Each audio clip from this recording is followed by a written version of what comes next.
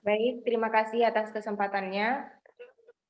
Di sini kami dari kelompok 12 yang terdiri dari saya, rekan saya Erina Febri Dwianti, Nurul Anissa, dan Alivia Takta.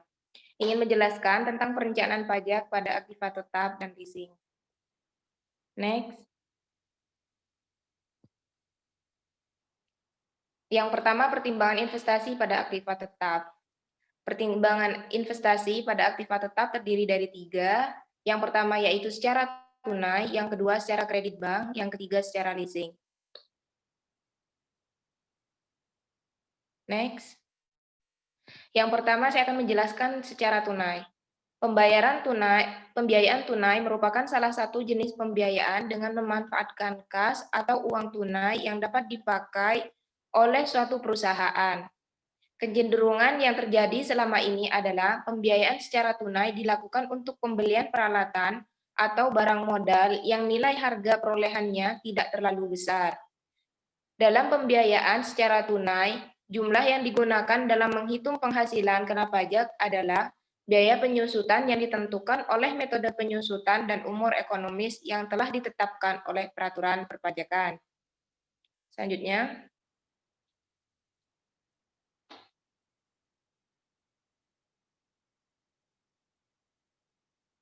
Yang kedua yaitu secara kredit bank.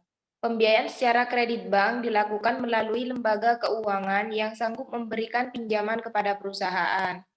Pinjaman secara kredit tersebut biasanya memerlukan adanya jaminan yang berbentuk barang tetap, barang bergerak, ataupun surat berharga pembelian melalui kredit. Merupakan jumlah yang boleh diberikan sebagai biaya dalam rangka menghitung penghasilan kena pajak adalah sebesar biaya penyusutan, biaya bunga atas pinjaman pada bank, sebesar biaya penyusutan ditambah biaya yang dikeluarkan sehubungan dengan dan untuk penyelesaian administrasi kredit bank besarnya biaya penyusutan antara lain ditentukan oleh masa manfaat, metode penyusutan yang telah ditetapkan oleh peraturan perpajakan. Selanjutnya.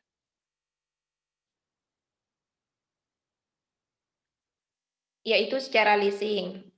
Pembiayaan secara leasing menurut keputusan Menteri Keuangan menjabarkan perusahaan sewa guna usaha sebagai badan usaha yang melakukan kegiatan pembiayaan dalam bentuk penyediaan barang modal baik secara finance lease maupun operating lease untuk digunakan oleh penyewa guna usaha selama jangka waktu tertentu berdasarkan pembayaran secara berkala. Berdasarkan ketentuan perpajakan yang ditetapkan pemerintah, leasing dapat digunakan sebagai penghematan pengeluaran pajak. Besarnya penghematan pajak pada leasing dilakukan dengan menghitung jumlah biaya yang dapat dikurangkan dalam rangka menghitung penghasilan kena pajak. Dengan leasing, biaya yang dapat dikurangkan adalah seluruh lease fee dan biaya penyusutan sebesar nilai opsi. Biaya yang harus dikeluarkan tiap bulan beserta bunga apabila dijumlahkan, maka biaya lease akan lebih mahal dibandingkan dengan pembelian secara tunai. Tetapi penghematan pajaknya jauh lebih besar karena semua lease fee dapat dibayarkan dengan jangka waktu sewa guna usaha lebih pendek dari umur ekonomis. Berdasarkan pencatatan aktiva tetap pada neraca akan timbul suatu penyusutan yang pada akhirnya akan mempengaruhi pengenaan pajak.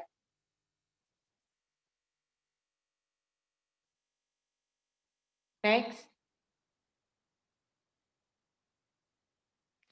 Selanjutnya yaitu ketentuan tentang penyusutan menurut pasal 10 UU PPH. 1. Harta yang dapat disusutkan adalah harta berwujud yang memiliki masa manfaat lebih dari 1 tahun yang digunakan untuk mendapatkan, menagih, dan memelihara penghasilan yang menjadi objek pajak, kecuali tanah. Yang kedua, harta yang tidak dipergunakan untuk mendapatkan, menagih, dan memelihara penghasilan tidak boleh disusutkan secara fiskal. Misalnya, bangunan untuk tempat tinggal karyawan bukan di daerah terpencil yang ditetapkan Menteri Keuangan. Keuntungan penjualan harta tersebut merupakan objek PPh. Namun, apabila terjadi kerugian, tidak dapat dibebankan sebagai biaya fiskal. Yang ketiga, yaitu penyusutan aktiva dimulai pada bulan dilakukannya pengeluaran, kecuali untuk harta yang masih dalam proses pengerjaan. Penyusutannya dimulai pada bulan selesainya pengerjaan harta tersebut. Dengan persetujuan Direktorat Jenderal Pajak, penyusutan dapat dimulai pada bulan harta tersebut dipergunakan. Selanjutnya akan dijelaskan oleh rekan saya.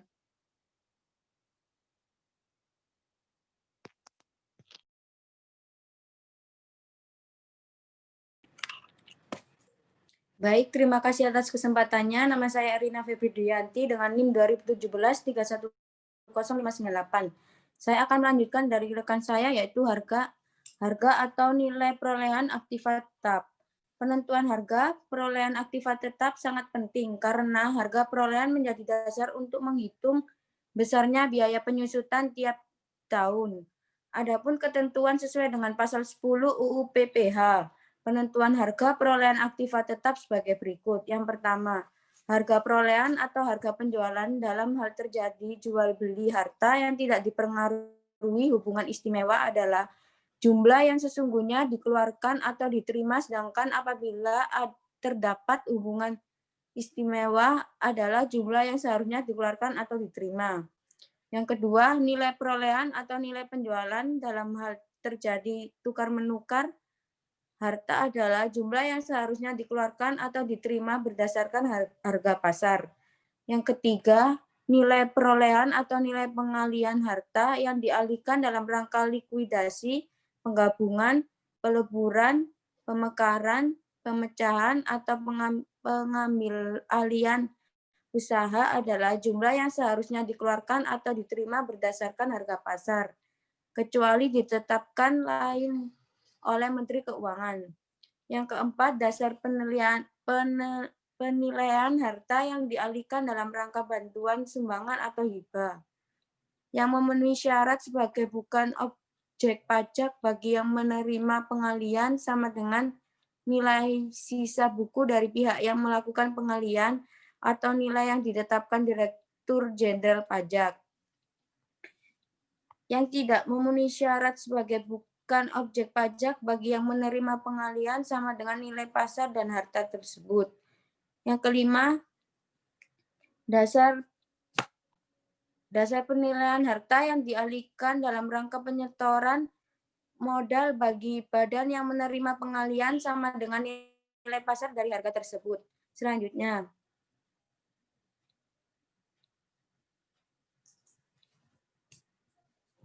yaitu waktu dilakukannya penyusutan. Yang pertama, pada bulan dilakukannya pengeluaran. Yang kedua, pada bulan selesainya pengerjaan suatu harta sehingga penyusutan pada tahun pertama dihitung secara prorata. Yang ketiga, dengan persetujuan Direktur Jenderal Pajak, pada bulan harta tersebut digunakan untuk mendapatkan, menagih, dan memelihara penghasilan.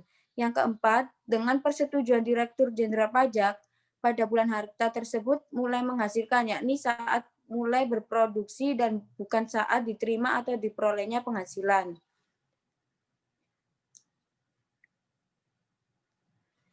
Selanjutnya, konsep alokasi harga perolehan harta tetap berwujud.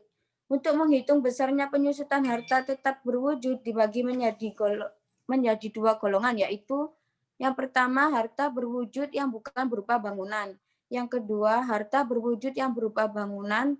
Harta berwujud yang bukan bangunan terdiri dari 4 kelompok, yaitu yang pertama, kelompok 1. Kelompok harta berwujud bukan bangunan yang mempunyai masa manfaat 4 tahun. Kelompok 2, kelompok harta terwujud bukan bangunan yang mempunyai masa manfaat 8 tahun. Kelompok 3, kelompok harta terwujud bukan bangunan yang mempunyai masa manfaat 16 tahun. Kelompok 4, kelompok harta terwujud bukan bangunan yang mempunyai masa manfaat 20 tahun.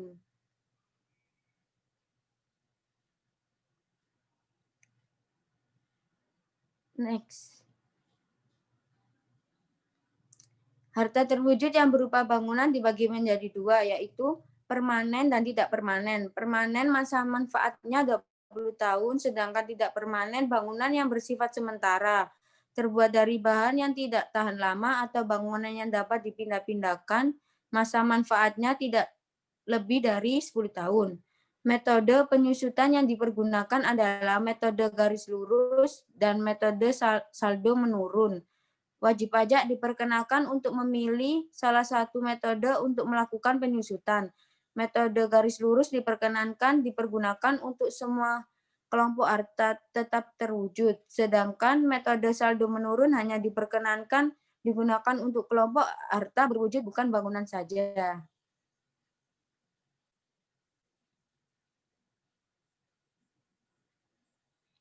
Selanjutnya akan dilanjutkan oleh rekan saya.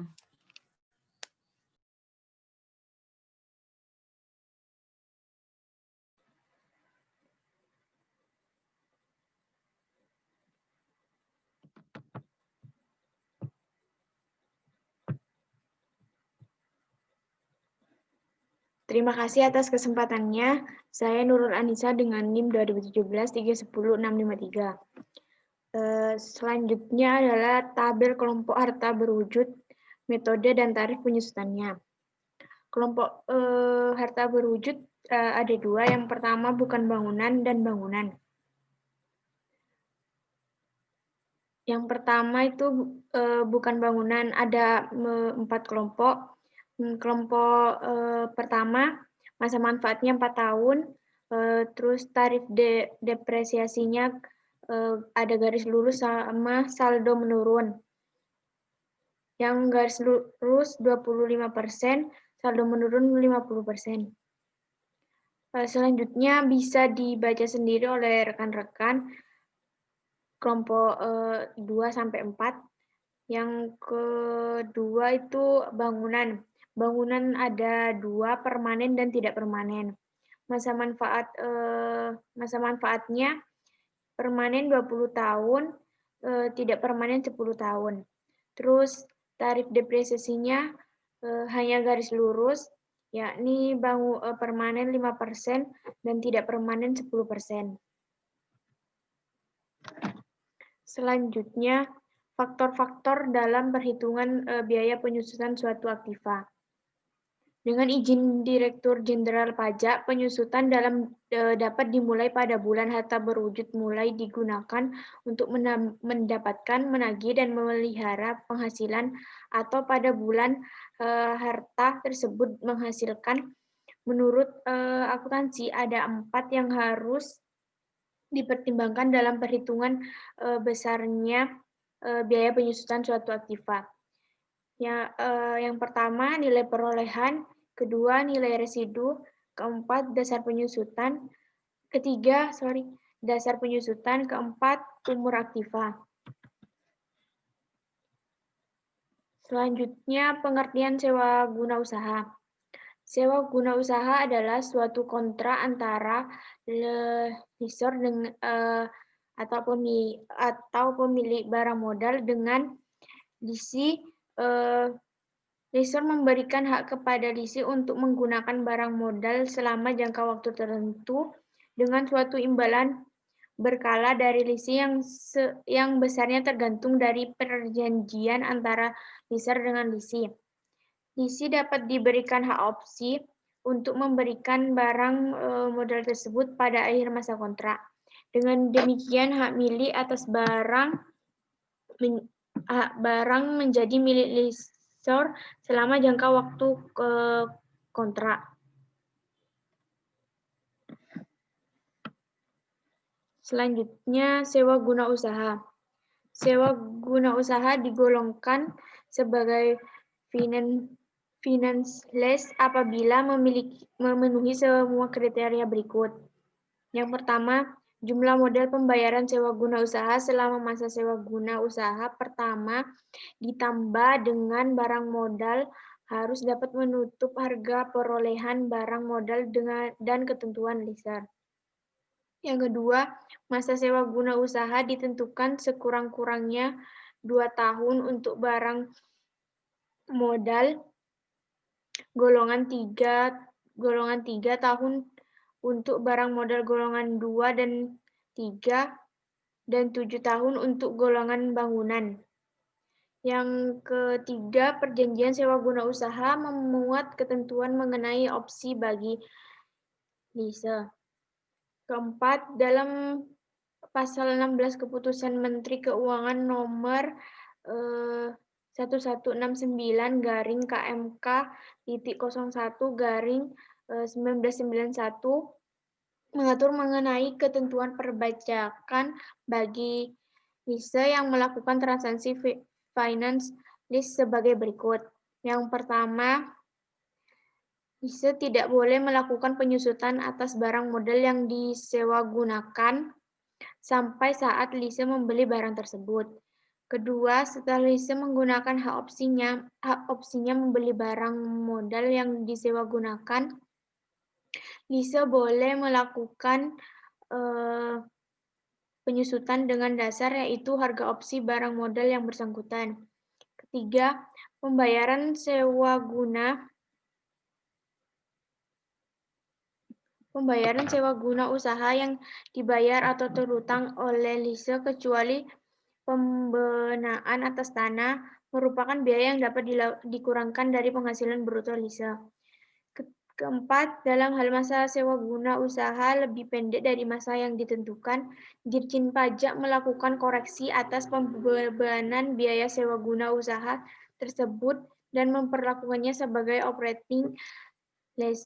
Perubahan ini tidak dilakukan apabila terjadi karena force majeure, gagal bayar, ataupun pertimbangan ekonomi tanpa motif menghindari pajak dan tidak ada hubungan istimewa antara lise dengan lise.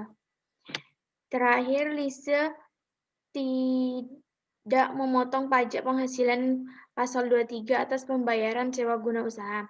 Terima kasih. Selanjutnya akan dijelaskan oleh rekan saya. Perkenalkan, nama saya Alfia, NIM 654. Di sini saya akan menjelaskan penjualan dan penyewaan kembali. Hal-hal yang berkaitan dengan penjualan dan penyewaan kembali adalah sebagai berikut. 1. Untuk penjualan dan penyewaan kembali tanpa hak opsi pajak pertambahan nilai, masukan yang telah dikreditkan oleh lease harus dibayar kembali. Kedua, atas penyewaan kembali barang modal tersebut, leaser harus memungut PPN. Ketiga, pengalihan tanah dan bangunan sewa guna usaha. Nah, ini tuh ada 2. Jika saat lease menjual kepada leaser, lease dikenakan PPh 5% dari minimal jual atau nilai jual objek pajak yang digunakan untuk menghitung PBB jika nilai jual lebih rendah dari NJOP. Yang kedua yaitu saat leaser menjual kepada lease, leaser dikenakan PPh 5% dari nilai opsi. Selanjutnya,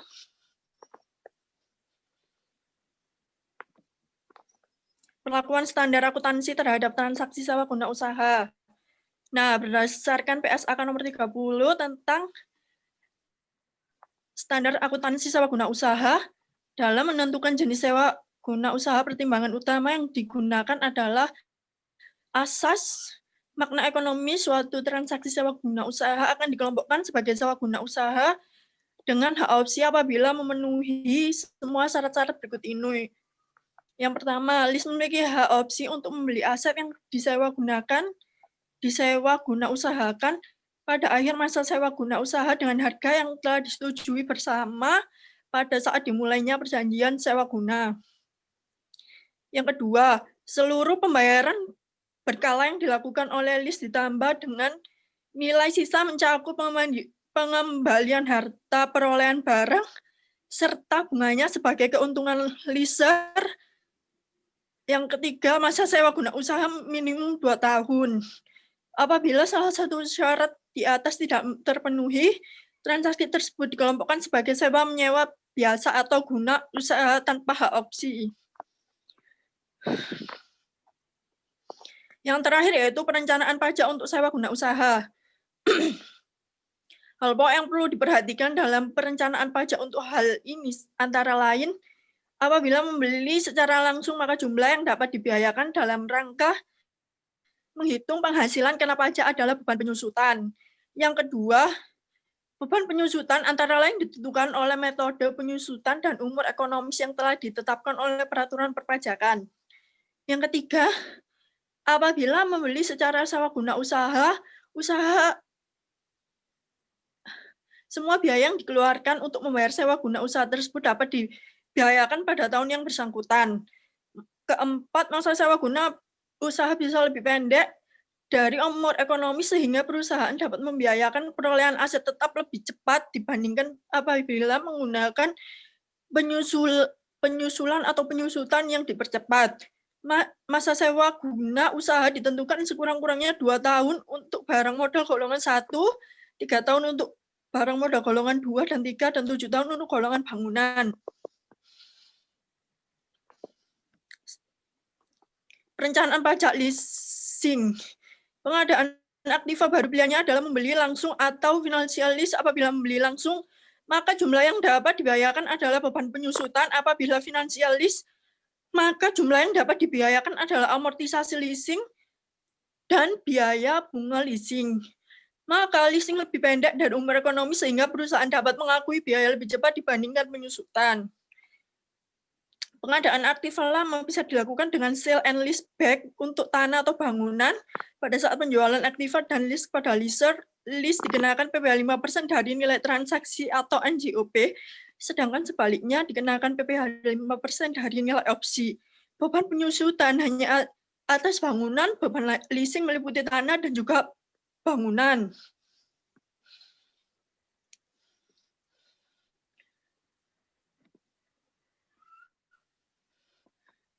Sekian presentasi dari kelompok kami. Bila ada salah kata, mohon maaf. Wassalamualaikum warahmatullahi wabarakatuh. Waalaikumsalam warahmatullahi wabarakatuh. Ya Allah, ya Allah.